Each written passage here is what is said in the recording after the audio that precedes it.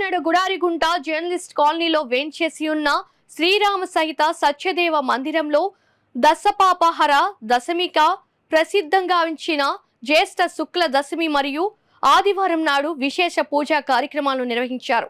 మాధ్వ పురోహితులు యాదగిరి మధ్వేష్ ఆధ్వర్యంలో ఈ విశేష పూజా కార్యక్రమాలు భక్తి ప్రపత్తులతో జరిగాయి. స్వామివార్లకు పంచామృతాభిషేకాలు, అలంకరణ కూడా చేశారు. ఈ రోజు దశమి వరకు కూడా ఈ 10 రోజులు అనేది ఏదైతే ఉంటుందో విశేషమైనటువంటి పర్వదినములు. అందులో ఈ రోజున 10వ రోజు అన్న దశమి.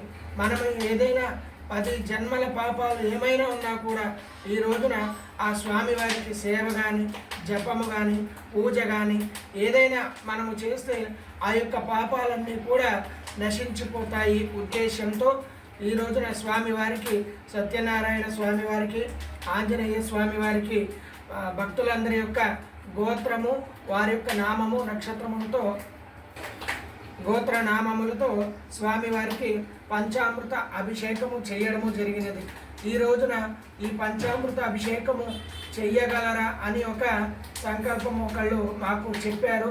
వాళ్ళు లక్ష్మణరావు గారని, హైదరాబాద్ వాస్తవ్యులు. ఈ రోజున స్వామివారి సేవలో వచ్చి పాల్గొని తీర్థప్రసాదాలు కూడా స్వీకరిస్తారు.